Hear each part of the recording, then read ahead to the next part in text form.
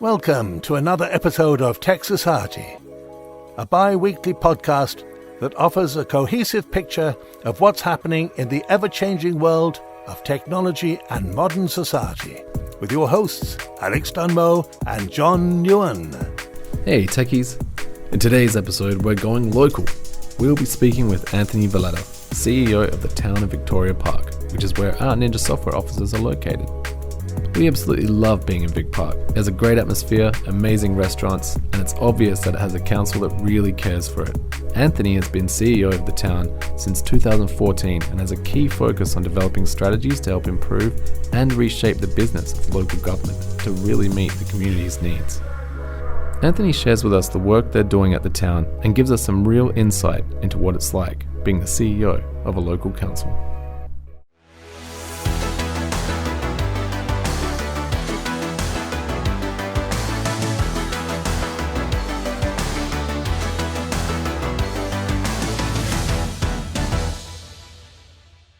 All right, so we'll just jump right in, Anthony, and just give us your spiel about who you are, where you've been, what you're doing now, and your role at Town of Vic Park. I've been at the town for nearly 19 years. This is my third job at the town. Started in engineering and worked my way up into the CEO role and did a stint through local government reform, trying to push two councils together. I've been in local government for about 30 years, about 3 years in private, particularly in engineering consultancy. In the last 5 to 6 years in the CEO role, just trying to lead a bit of a change program for the organisation and the broader community of local government. So you started as an engineer? Yeah. Tell us more about your engineering. Engineering. That obviously tickles our interest. So I started in private engineering consultancy, and then after 3 years of that, I decided to go to local government for a very short period of time. 33 years later, I'm still here and pretty much focused on civil design, largely, constructing roads, subdivision approvals, all those sorts of things. Just getting, I suppose, a bit of enjoyment out of actually designing and then following through and understanding what it looks like at the end and seeing what you've actually designed. So I have a bit of a tech background, but then later on in my career, when I started to get into more senior roles and I had to manage staff, I then became quite interested in organisational culture, leadership, managing change, people, and became more of a human engineering sort of focus as opposed to civil engineering focus. So I was about to ask, do you miss the hands-on engineering approach? The hard sciences. Part of the reason I went to it was pretty much to be able to not only design but get out and about and actually have a look at things, and didn't want to be office bound all the time. Yeah. And mind you, that's pretty much changed now. It's pretty much office bound all the time. But that was, I suppose, that balance was nice to get out and about. What are some of the challenges you face in your role and then that Victoria Park is currently facing, and then opportunities that stem from that? I think, I'll go broader community first. I think local governments and government at large has got a bit of an issue around trust and transparency. And I think more broadly, what we've been trying to do is improve our trustworthiness to our community and our stakeholders, so that we can not only listen to what the people want from us, but also deliver on it. And I think that's what we've been trying to do over 5 or 6 years now. So openness, transparency, and trying to actually have our community more empowered than probably what's traditionally been undertaken in a local government sphere. Generally, local governments are seen as can't, computer says no, here's 5 other things you've got to do before we say yes. And it's never very straightforward. And because we're a regulator and we're also in charge of trying to boost economy, it's quite an interesting dynamic. We're a bit schizophrenic sometimes. Yeah. One hand says no, the other hand says let's go for it. So bureaucracy plus economic drivers. That's exactly right. And I don't think everyone gets that. Yeah, it is quite an interesting space to be in.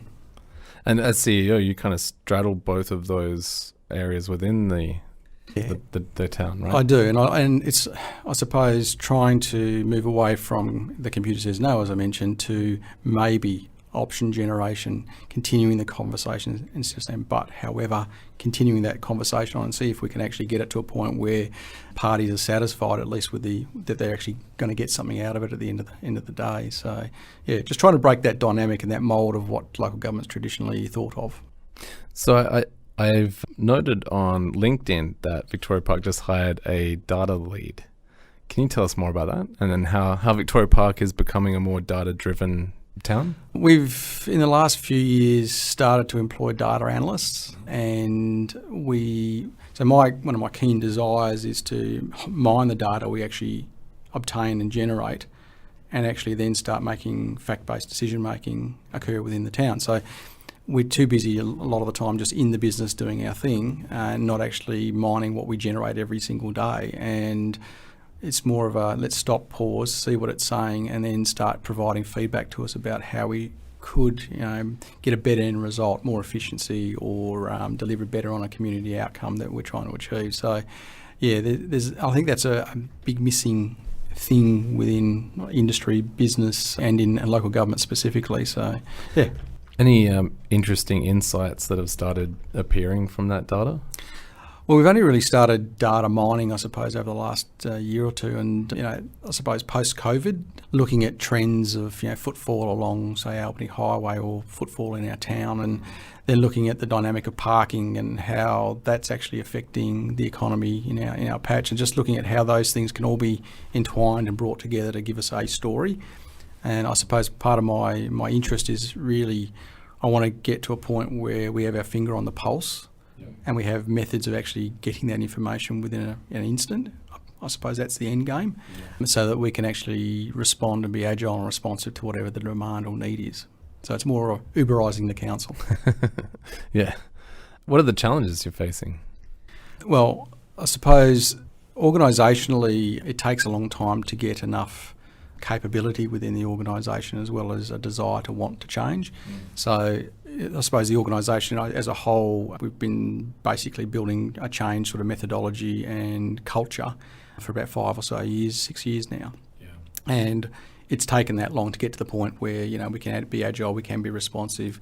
We may not always like change, but we're adapted and we're aware of it, and we're part of it all of the time. And then it was getting the right resources in the organisation and the skill sets we actually needed to actually deliver on it. So I think that's been our main focus, just trying to get that capability at the right level so that we can get into this space. Because I wanted to do it 5 years ago. We tried to do it and just kept hitting roadblocks all the time because people couldn't follow through. Obviously didn't have the capability, didn't have the relationships, didn't have the tech nous. It just fell over, and that's not anyone's fault. My question is, now that you're analysing and pulling a lot more data from the town, are there any concerns about privacy and just tracking people and what they're doing? Yeah, look, I think that's one of the moral dilemmas that we're facing. I think that privacy thing is an issue. Because you can use it for good. Right? Yeah, and we've hit a few speed bumps along the way as well. Whether it's recording something at the front counter when someone's on the phone, or we're answering an inquiry through to releasing data that probably shouldn't have gone out of the door. And nothing's been major, but I think we all face that risk. And probably not having a mature enough system and process and probably resources in place to actually manage that appropriately. So I think we're in a much better place than we were. But that is a bit of an issue, that privacy concern, as is introducing so much tech that it puts people out of work. And if we are going to do it, adapting the workforce to work to their strengths, that will go beyond tech introduction, I suppose, and that's what we're focusing on in the town. So we're focusing much more on what are the strengths that humans have, and there's behaviours and ethics and all those sorts of things, and trying to focus on enhancing that across the business. Is there actually a lot of collaboration between the councils? Like, do you pull inspiration from what they're doing, or them from you? Yeah, that is one big benefit of being in local government. The information and the projects we deliver, no one owns them really. We provide information to lots of other organisations. They'll come and visit us, we might go and visit them, we share knowledge, and the ones that really want to do something different will come out of the woodwork. Not all of them do, and generally you'll find local government is quite conservative and doesn't really want to push too hard into some of these spaces, but again, if you don't, you'll be left behind. So I guess there's some healthy competition in that it spurs innovation, but then the innovation's shared. It does. So we created a new name called co-opetition. Yeah. So we want to cooperate, and being competitive is not as, I suppose, important for local government. We're not really competing. We have a designated group of people that pay our rates, and that's it. It is what it is. You either live here or you don't. Although you do want to move your borders or anything. No. Although you do want to attract more dynamic businesses and activity to your council, though, right? That's a big part of it. If you have a look at our strategic plan, it talks about entrepreneurship, it talks about startups, it talks about businesses that aren't the standard sort of business. It's quite a different and bespoke sort of environment.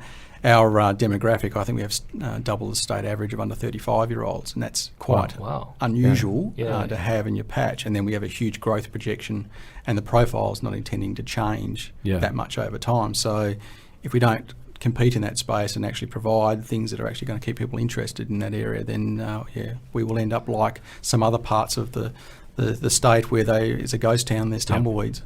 I will say Vic Park has the best strip in Perth.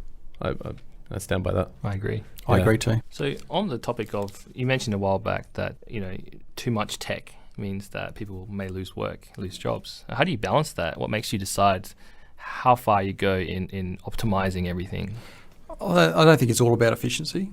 It's also about it's the economy itself. It's trying to give people work, trying to look after people. And I think, as a values-driven organisation, if we had a solution that we wanted to patent because we delivered on something that's really important to, say, local government, we might look at phasing that in and preparing the organisation well ahead of time before it actually happens, so that we would transition to something different and not just lose people. And a good example, when COVID hit, we got all our workforce at home within 2 weeks.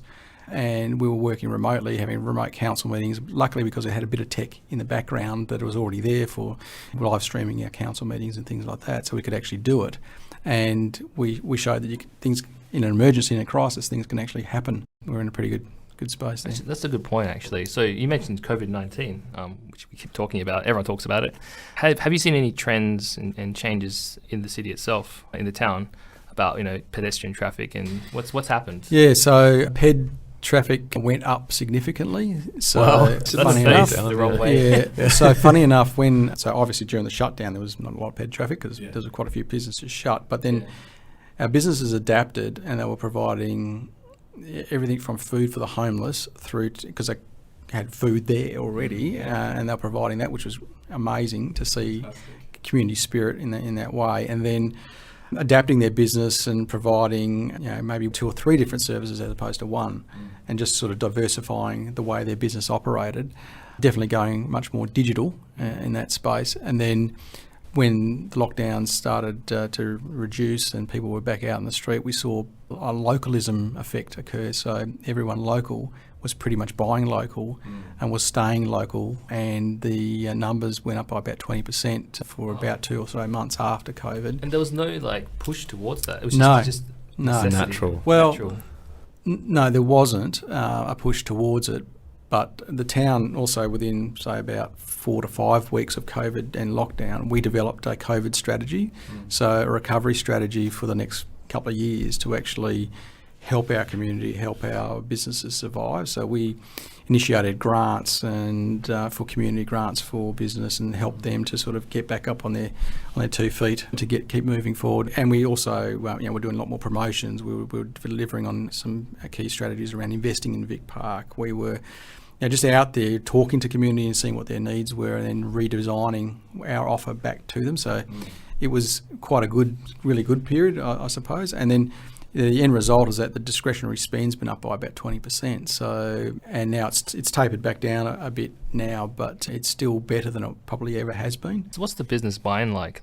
Do you collaborate? Does the public and private sectors collaborate on the sharing of data, or is it siloed between the two, and then you share your insights? How does it work? I think we dabble in the sharing part. It's not been a lot of that. We've probably just drawn on data sources that are available. So, for instance, if I wanted to get a handle on all the data from 400 businesses in the town, it's pretty hard to pull that data. So you've got to go to other sources, and the available data that's not got any privacy issues around it, we can pull in. But trying to obtain that without actually individually managing each one of those relationships is really difficult to actually get that. So difficult space.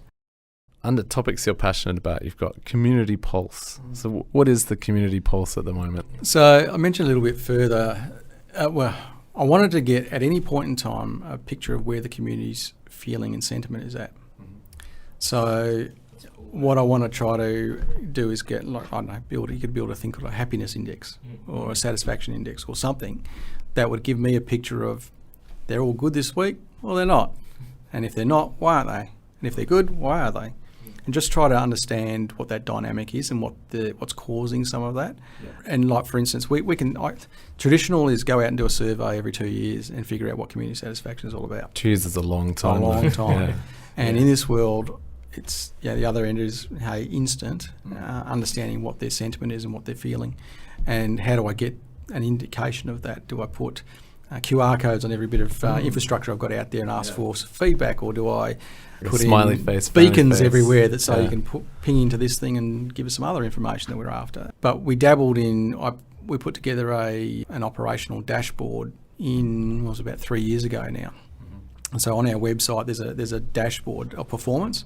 So the objective for that one was, hey, even though community pulse is something I want to understand, I that's the higher order objective. I also want to understand, is what we are giving you value for money? Rather than worrying about an annual report and telling you what we did in the year, this is more a live feed of how we are doing to deliver your rates best back to you in terms of infrastructure and other things. So that dashboard, across 27 different, so we have 27 different service lines in our business. So it's actually getting all of them to report and trying to get them to report in an automated way so the community can dive into what makes up that data, and is it actually hitting a tick or a smiley face, or is it hitting an unhappy face and a cross? It's not quite hitting the mark. But it also gave us the ability to look at how the business was performing from a management perspective, and we can do a deep dive into what's causing that issue, if our KPIs are these things, and what's causing that problem out there. So again, I'd like to do something with the community in that space as well, understanding how does that data set reflect back on how they're feeling and how we're providing what we're providing to them. Is it around that, or is it around bespoke things that we are doing or not doing? Anything uncovered from collecting that data? Yeah, it's, again, timing is everything. You're 2 phases before the resources are there to do it. So we've not all of it's automated. We didn't launch it as well as we probably could, so not everyone's aware of it.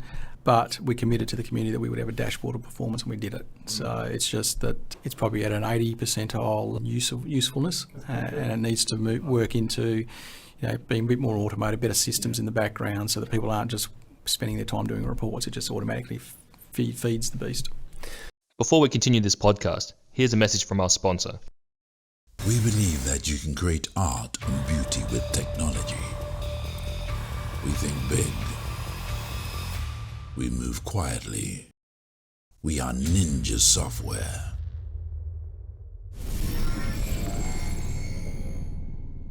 The council actually put a lot of effort into teaching the community like tech and IT stuff for their business as well, don't you? Like, you have a program. Yep, we do. We're our own digital hub, and that teaches individuals that want to come in. They don't actually have to live in the town, and they can be from all backgrounds: CALD community, some of our Indigenous community, people with disabilities, the general person walking down the street that wants to come in and learn something about tech. We provide support and system support for them.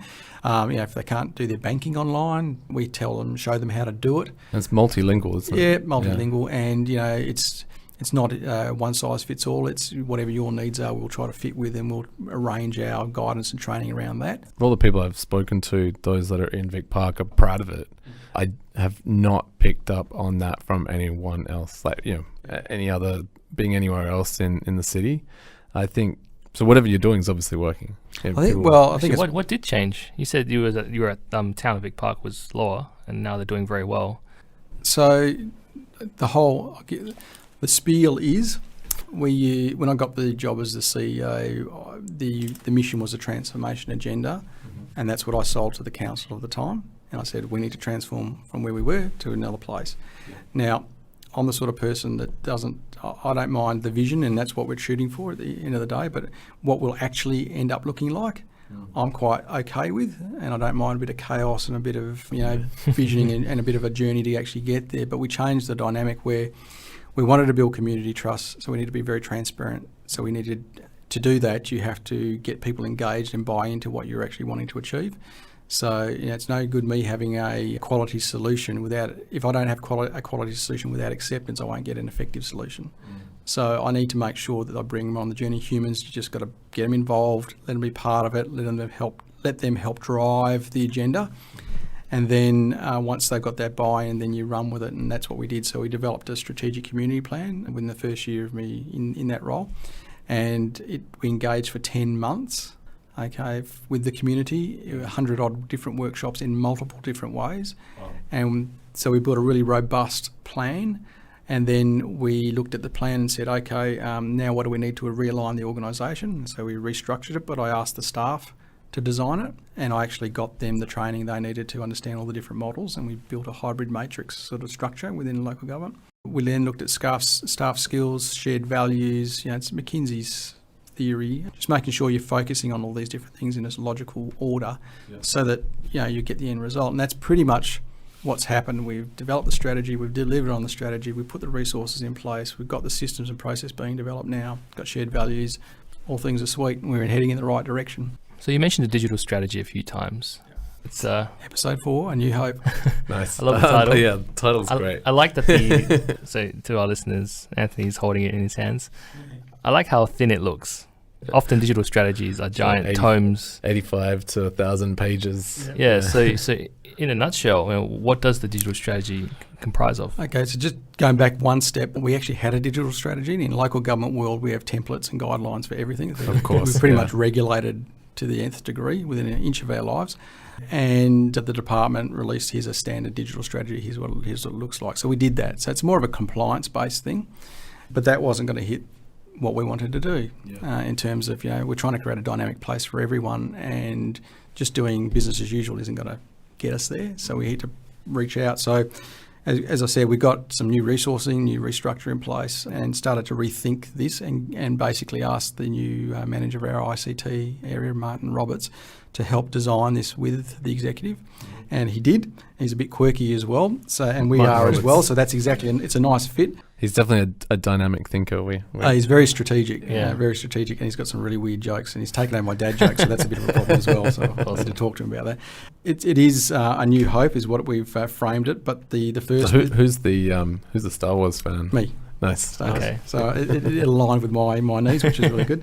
And I've given him freedom to actually do all this. And we do this with all staff. It's like, if you want to innovate, you can't just go constraining people. Just let them do their thing. So don't diminish them, multiply their... And if there's some work to be done on it, let's leverage off of what they've done and actually take it to the next place. So that's, we're just sort of harvesters. They go up with the ideas, we harvest and take it to the next space.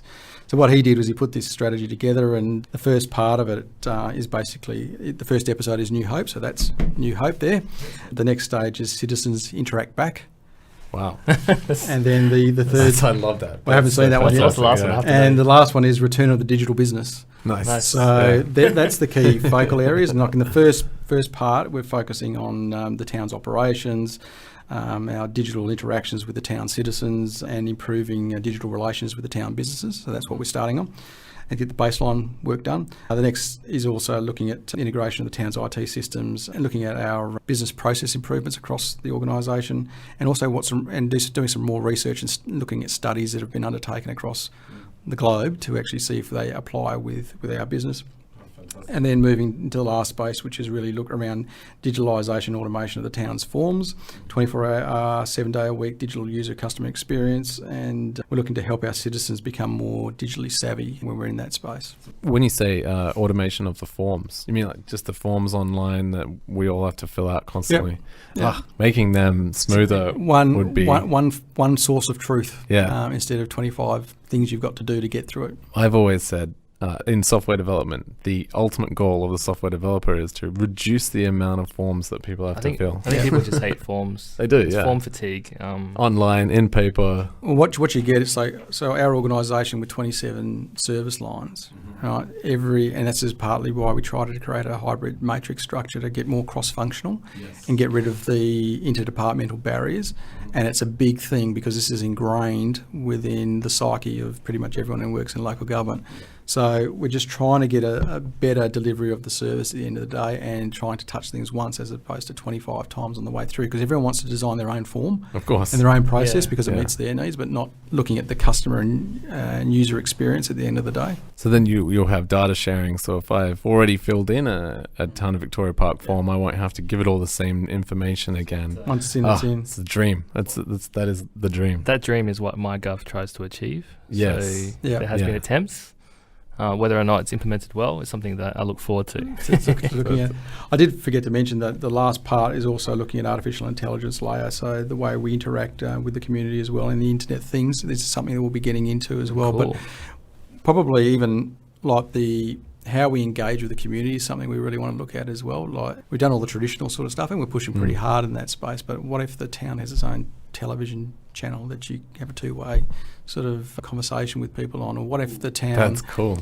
So if we treat I'm thinking now. your interactions with the town as an extension of your living room, what would that look like? Yeah.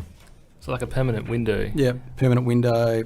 How's just getting a pulse all the time, understanding Yeah. what their needs are, if they've got questions and issues. So just trying to reframe that and see how that might play out as well.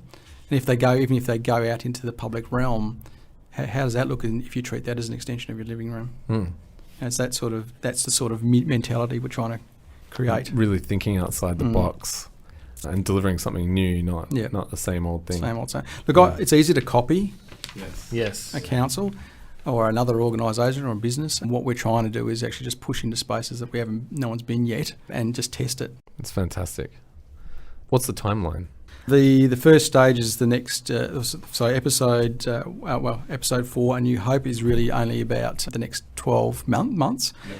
Then the next phases will roll out over the next 2 to 3 years. So in that 12 months, Yep. what do residents of Victoria Park have to look forward to? Well, the residents hopefully a more seamless interaction with some of their sort of touch points with the town. So for instance, we have about 6 or 7 channels coming into the town when people interact with us. It's trying to refine that and improve. It might be only 1 or 2 channels that they get in the future, then it just helps us manage the workflow. And just looking at system integration across the business, and some of the systems don't talk to each other, so they're all dealt with in isolation. If our CRM doesn't talk to our business enterprise solution, it's a problem, and you double handle and triple handle things. So we're just trying to refine that. So hopefully end to end, they'll get a shorter delivery time on interactions with us, smoother and more enjoyable. Yeah, and again, as I said to you before, this tech is one thing, but with a cross-functional sort of dynamic in your organisation, the key to that is actually getting the staff to understand how to build relationships, engage, and also negotiate.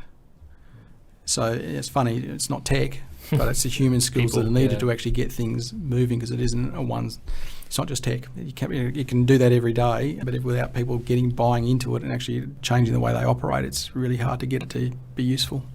Do you think your background as an engineer is what makes this possible? I definitely have a systems and process and tech and formula driven thinking around this, but I also really understand and value organisational culture, and I can see the benefits of that. And I think understanding, learning by doing is really my key sort of motto. It's trying things. If they work, great. If they don't, leverage from it, move to the next thing, and not worrying about not doing it right the first time. It's just continually trying to evolve in that space. And sometimes I do get staff saying nothing's ever good enough sometimes, but it isn't. It's not that it's not good enough. It's about how can we continue to leverage, how can we continue to move and build agility. Perfection is impossible. No. You just have to keep improving. It's about potential for me, absolutely reaching potential. The best you can do with what you've got at that particular point in time is all I can ever ask. Yep. And it sounds like you're building a great team. Yeah, I think we are. Yeah, they're very good, very engaged. The discretionary effort is high. I wouldn't call them your traditional sort of 9-to-5ers, that's for sure. They're not that. They definitely put in a lot of effort. And, as I said, I think just before we started this interview, I can't pay them the best in the world because we're only a mid-sized council, but I can make sure the culture is what they need it to be, and I can make sure conditions are there, and we look after people. So that's our point of difference. Everyone wants to actually go to work. Yeah, exactly. You don't want it to be a drama going to work, or you don't want to go there. You want to make sure that people are happy while they're actually there. So what are the challenges in rolling out a digital strategy? There's lots of challenges, and I think largely it's about making sure you've got the right people, that the time is right, that the culture is right, you have a planned approach, and you actually have a change management approach. This is all about human beings. It's making sure they understand what the burning flat platform is and why are you doing this. And a lot of them think it's because they're going to lose their job at some point in time. Well, it's not that, and it's trying to make sure that we're looking after people. And ultimately, I think the bigger one is leadership. If you want change to occur and you want an organisation that's agile and trustworthy and things like that, it's going to be all about leadership, and that's both at the officer level and also at the council level. If we can demonstrate that, then I think we'll be in a good place.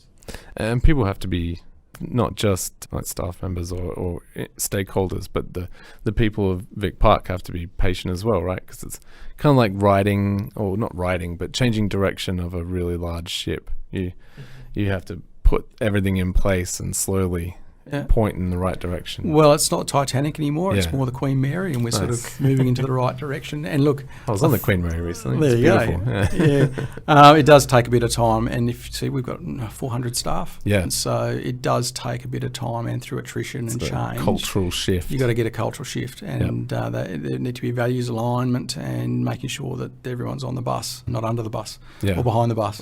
The self-driving bus. Exactly, self-driving bus. Exactly. Good point. All right. At the end of every interview, we always ask a whimsical question. I don't know if you're a big wrestling fan or MMA fan, but the fighters have their own intro music. So, they come out to the audience and the lights go down, the smoke machines turn on, and their song starts that, introduces that character to the audience. So, Anthony, what would your intro song be? Highway to Hell. Nice. That's brilliant. Perfect. Had the answer ready. Yeah. I'm an AC/DC's fan, I'm sorry to say. You have to apologise. It's the inner bogan within me. Nice. Highway to Hell. Excellent. Great answer. No worries. All right. Thank you so much, Anthony. Cheers, mate. Thanks for your time. Yeah, Thank you. brilliant. You've made it to the end of another episode of Tech Society. On this day in tech history, January 27th, 2010, Apple introduces the iPad. While still only a few years old, the introduction of the iPad triggered the close of the PC era and will certainly go down in history as one of the most pivotal points in computing history. Make sure you hit us up on Twitter @Tech Society, head over to the website, subscribe to the newsletter.